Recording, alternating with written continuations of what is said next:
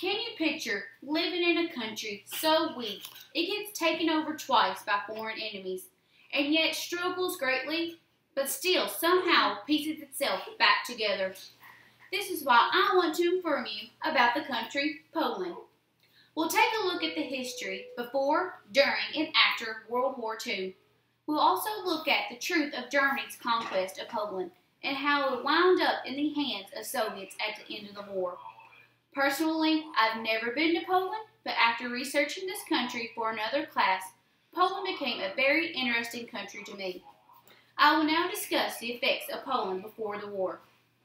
Even before World War II, Poland was a feeble country who fought to exist. According to the article about Poland in Info Please, Poland was at one time two separate territories combined into one. Little Poland was then formed by the tribes of the southern Poland. The Great Poland and Little Poland united under the rule of Casimir I, who was considered the restorer of 1037. Now that we talked about the starting of Poland, we'll take more look at the history. The article about Poland on Info Please talks about the Poland's prime time as a country. In 1386, a royal marriage joined Poland and Lithuania. The two countries were then known as the Polish-Lithuanian state. The newly created country reached its highest peak of power between 14th and 16th century because of its military success. This is why Poland was at its prime time. Now we'll take a look at its downfall. But with success also comes struggle. Unfortunately, because of the lack of a strong monarchy, Russia, Persia, and Austria became divided up and taking over Poland in 1722. This continued for several years until 1795, when there was no longer a Poland left. Now that we talked about Poland before, we'll take a look at Poland during the war.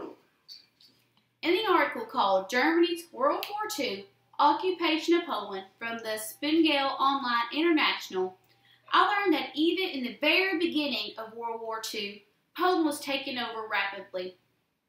On September 1st, 1939, German soldiers marched across the border into Poland with nothing on their mind but Hitler's orders, which was destruction of the enemy. The much superior forces advanced so quickly that Polish government had to flee to Romania in just 16 days.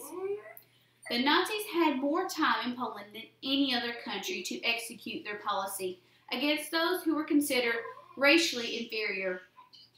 Germany took over the western part of Poland, and the Soviet Union took over the eastern half, with a non-aggression treaty made between the two. After World War II, the rebuild of this devastated country once again was no easy task, as well as a very long process.